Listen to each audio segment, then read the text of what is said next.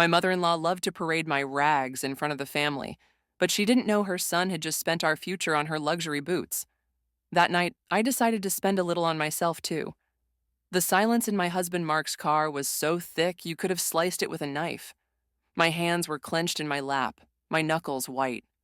I was staring out the passenger window, but I wasn't seeing the blur of streetlights. I was seeing my mother-in-law Brenda's face, twisted into a mask of smug satisfaction.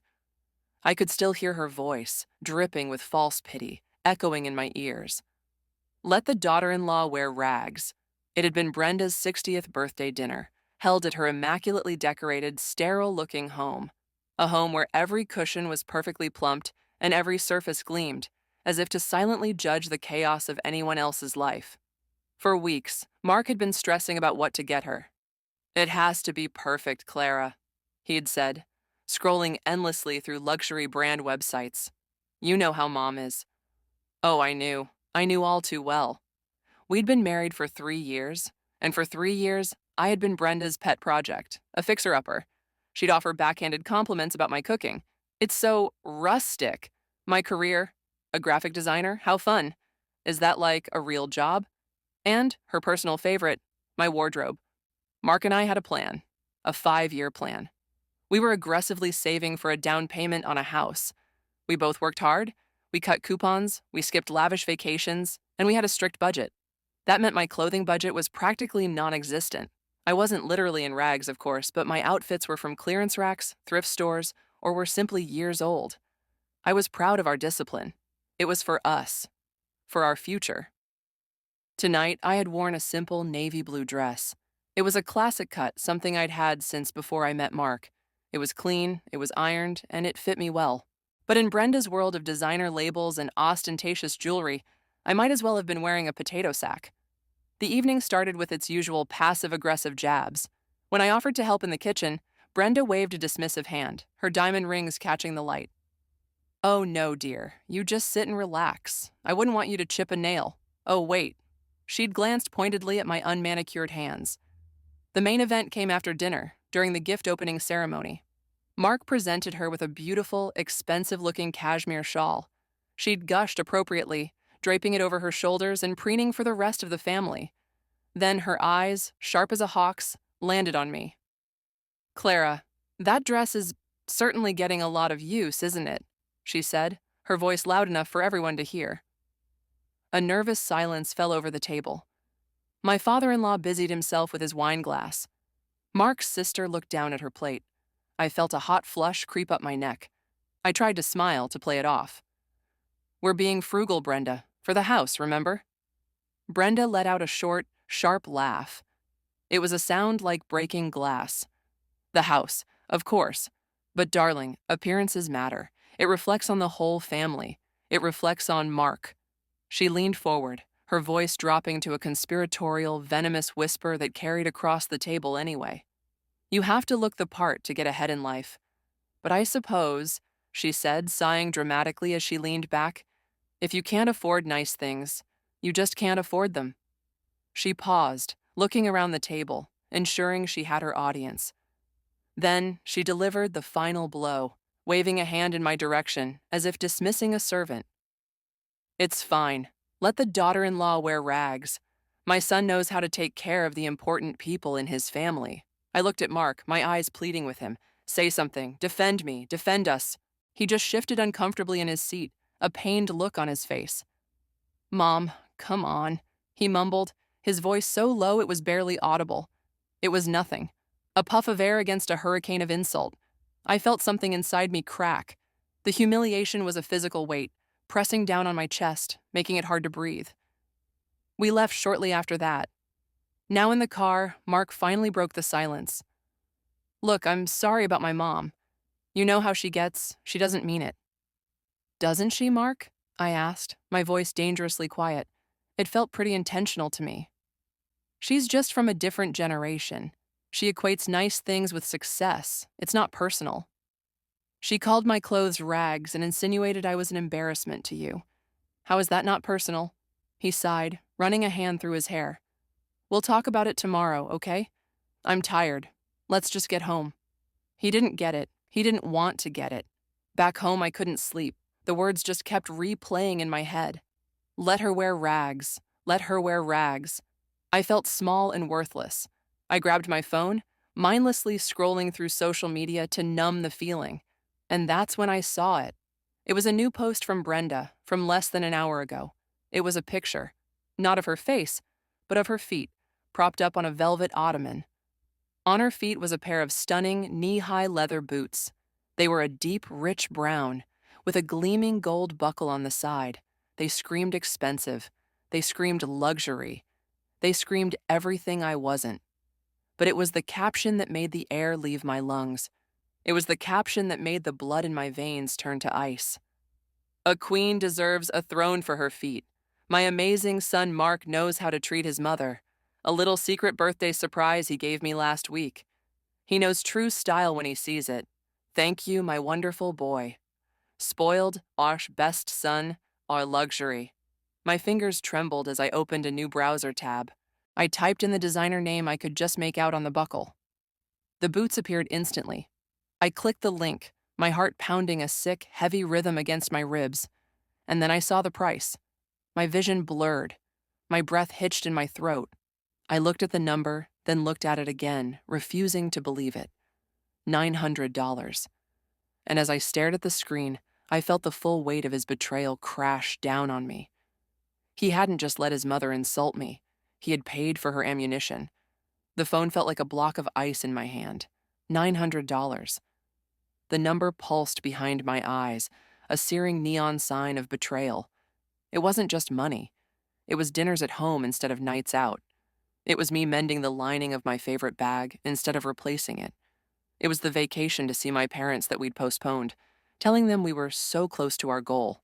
It was 1,000 tiny sacrifices, all bundled up and gifted to the one person who despised me the most. And Mark had let it happen. No, he had made it happen. I stood up, my legs feeling strangely disconnected from my body. I walked out of the living room and down the hall to our bedroom. Mark was already in bed, scrolling on his own phone, the blue light illuminating a face I suddenly felt I didn't know at all. He looked up as I entered, a flicker of annoyance in his eyes. Clara, I said I'm tired. Can we not do this right now? I didn't say a word. I just walked to his side of the bed and held out my phone. I watched his eyes scan the screen. I saw the moment of recognition, the widening of his pupils, the way the color drained from his face. He looked from the phone to me, his mouth opening and closing like a fish. Clara, I can explain, he started, his voice a low stammer. Can you? I asked. My voice was eerily calm, devoid of all emotion. It scared him more than yelling would have. Can you explain how you spent nearly $1,000 of our house money on your mother a week ago, and then sat there tonight, silent while she publicly humiliated me for the very frugality that paid for them? It wasn't from the house money, he said, sitting up straighter, his defensiveness kicking in. It was from my bonus. It was my money. Your bonus? I laughed, a bitter, hollow sound that filled the room. Mark, there is no my money and your money. We are a team. We have a shared account, a shared goal. We agreed. Every extra penny goes into the savings account. That's what we agreed. It was for her 60th birthday. It's a milestone. I wanted to get her something special.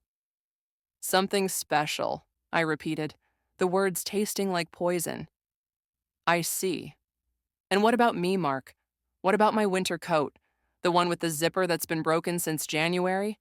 I told you I saw a decent one on sale for $80, and you said, let's wait a few months, honey, every penny counts. So I waited. I've been walking around in the cold with a broken coat, Mark, because I believed we were in this together. I believed in the plan, and all along you were planning to spend more than 10 times that amount on luxury boots for your mother. He had the grace to look ashamed, but it was fleeting. It was quickly replaced by anger. You're comparing a coat to my mother's 60th birthday? Are you serious? Sometimes you are so selfish, Clara. That was it. The crack inside me from earlier shattered completely. The calm evaporated, replaced by a cold, sharp-edged rage. Selfish. You want to talk about selfish. You let that woman mock me. She called my clothes rags, your wife, and you sat there, knowing you had bought her $900 boots. You validated her. In her mind, she's absolutely right. Her son buys her designer gifts, while his wife wears old clothes. It proves her point. It proves that I am less than, that I am not one of the important people in your family. Did you enjoy the show, Mark? Did you feel like a big man, secretly spoiling your mommy while your wife took the heat? That's not what happened, he yelled, throwing his phone onto the nightstand. You always twist things. You hate my mother and you look for any reason to start a fight. I didn't have to look very hard tonight, I whispered, the fight draining out of me, leaving a vast, empty coldness in its wake. He didn't get it. He would never get it. Because to him, this was a simple equation of a birthday gift versus a winter coat. He couldn't see the mountain of lies, disrespect, and betrayal it was built on. He had made his choice. He had shown me my value in his life, and it was less than the price of a pair of boots. I turned away from him and walked over to my dresser. I picked up my laptop and walked back to the bed, sitting on the very edge, my back to him. "What are you doing now?" he asked, his voice laced with wary frustration. I didn't answer. I opened the laptop, the screen illuminating my face in the dark room. I could feel his eyes on me.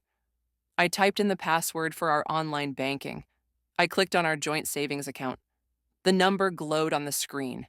The sum of all our sacrifices, our future, the down payment for our dream house. Then I looked over my shoulder at him, my expression a perfect blank mask. "You know," I said, my voice as cold and clear as a winter morning, "your mother is right about one thing. Appearances do matter." He stared at me, confused. "What are you talking about?" I turned back to the screen and smiled, a chilling, humorless smile that didn't reach my eyes. "I'm talking about how it's my turn to feel important." My fingers flew across the keyboard, clicking on the transfer funds button. I entered a number, a very specific number, into the transfer amount field. I selected the destination account, my own personal checking, which had been dormant for years. Then I looked at him one last time before clicking confirm. Let's go shopping. The transfer successful notification appeared on the screen, a small green checkmark that felt like the starting pistol for a race I didn't know I was running. Mark scrambled out of bed, his face a canvas of disbelief and fury. "What did you do? Clara, what the hell did you just do?" He tried to grab the laptop from me, but I snapped it shut and held it to my chest like a shield. "I did what you taught me to do, Mark," I said, standing up and facing him. "I prioritized. You wanted to get your mother something special for her milestone birthday, right? Well, I have a milestone coming up too. My 30th. And I've decided I also want something special." "You transferred money? How much money did you transfer?" he demanded, his voice rising with panic. "Our savings? Clara, that's our house fund." "It was our house fund," I corrected him. "Now it's my don't let the daughter-in-law wear rags fund. Seems only fair, don't you think?" I walked over to the closet and pulled out an old duffel bag, the one we used for weekend trips that we never took anymore. I started pulling clothes from my drawers, not caring if they were folded, just stuffing them inside. "This is insane. You're being hysterical. You can't just steal our savings because you're mad at my mom." He followed me, grabbing my arm. "Stop this. We need to talk about this like adults." I wrenched my arm away, my eyes blazing. "Don't you dare. We are long past talking. You had your chance to be an adult tonight at that dinner table. You could have been a husband. Instead, you were a spectator. You bought a ticket to my humiliation with our money, and you sat in the front row. The show's over now." I zipped up the bag and slung it over my shoulder. I walked out of the bedroom without a backward glance. I could hear him shouting my name, but it was like his voice was coming from underwater. It didn't feel real. None of this felt real. The only thing that felt solid and true was the cold, hard knot of resolve in my stomach. I spent the night at a cheap hotel on the other side of town. I didn't sleep. I just lay on the stiff, scratchy sheets, staring at the ceiling and replaying the night over and over again. Every condescending word from Brenda, every moment of Mark's cowardly silence. The image of those $900 boots. By the time the sun came up, the rage had cooled into something much more dangerous: clarity. The next morning, I didn't go to work. I called in sick. Then I went shopping. But I didn't go to the high-end boutiques that Brenda favored. My plan wasn't about revenge in the way Mark would understand it. It wasn't about simply spending money to spite him. It was about reclaiming something I had lost. It was about rewriting the narrative Brenda had so carefully crafted for me. My first stop was a high-quality but not flashy department store. I found a stylist, a kind-faced woman in her 50s named Diane. I told her my budget, which was still substantial thanks to my late-night transfer, and I told her my goal. I want to look like myself, I said, but the best version of myself, powerful, confident, unapologetic. For hours, Diane worked her magic. We didn't buy flashy designer logos. We bought timeless pieces, a perfectly tailored black blazer, silk blouses in jewel tones, trousers that fit like they were made for me, a classic trench coat to replace my old, broken zippered one, and shoes. Beautiful, elegant leather boots that cost a fraction of Brenda's, but made me feel like I could conquer the world. With every purchase, it felt like I was shedding a layer of the insecure, dowdy woman Brenda had tried to turn me into. I wasn't just buying clothes, I was buying armor. My phone buzzed incessantly. Dozens of missed calls from Mark, texts that ranged from furious to pleading. Clara, please come home. This is theft. I'm sorry, okay? Can we just talk? Don't throw our marriage away over this. I ignored every single one. My last stop was a salon. I had my hair cut and styled. I got the manicure Brenda had so pointedly commented on. When I finally looked in the mirror, I barely recognized myself. The woman looking back at me wasn't wearing rags. She wasn't meek or apologetic. Her eyes were clear and her chin was high. She looked like she knew her own worth. That evening, I drove to Brenda's house. I knew from Mark's frantic texts that he had gone there, probably to cry on his mother's shoulder about his crazy, hysterical wife. I parked on the street, took a deep breath, and walked up the pristine pathway to her front door. Before I could even ring the bell, the door swung open. It was Brenda. Her face, which was arranged in a look of concern for her son, instantly morphed into a sneer of contempt when she saw me. Well, look what the cat dragged in. Come to apologize for upsetting my son? I looked past her into the living room. I could see Mark sitting on the couch, his head in his hands. He looked up, his eyes widening in shock as he took in my transformation. I gave Brenda a slow, sweet smile. Not at all, Brenda, I said, my voice smooth as silk. I actually came to thank you. You were so right the other night. Appearances do matter. It was time I started investing in myself. I stepped into the house, my new boots making a satisfying click on her polished hardwood floor. I walked straight past her, my new trench coat swinging behind me, and stopped in front of Mark. I reached into my purse and pulled out a receipt. A very long receipt. I let it unfold, dropping it onto the coffee table in front of him. It listed every single item I had purchased that day. You'll find, I said, my voice ringing with a newfound authority, that the total comes to exactly $900, to the penny. It seems that's the going rate for self-respect in this family. Now, I turned to face them both, a triumphant calm washing over me. We need to discuss the division of the rest of our assets. The silence that followed my announcement was a living thing. It filled Brenda's sterile living room, pressing in on all of us. The long white ribbon of the receipt lay on the coffee table like a declaration of war. Mark stared at it, then up at me, his face a jumble of confusion and awe. He'd never seen me like this. I'd never seen me like this. Brenda, however, recovered quickly. Her sneer returned, tenfold. Division of assets? She scoffed, crossing her arms. Don't be ridiculous. You're not divorcing my son over a little spat. You threw a tantrum, you stole his money for a shopping spree, and now you're going to come home and be a proper wife. I didn't even look at her. My focus was entirely on Mark. Is that what this was, Mark? A little spat? I asked, my voice dangerously soft. Is that what you told her? Did you tell her how you let her call me an embarrassment? How you agreed with her, with your silence, that I deserved to wear rags while she deserved luxury paid for with our future? Or did you just tell her his hysterical wife overreacted? Mark winced. He couldn't meet my eyes. He looked at his mother, then back at the floor. That was all the answer I needed. He had run straight to Mommy and painted me as the villain. Of course he had. I'm not asking for your permission, Brenda, I said, finally turning to face her. My new confidence was a shield, and her hateful words bounced right off it.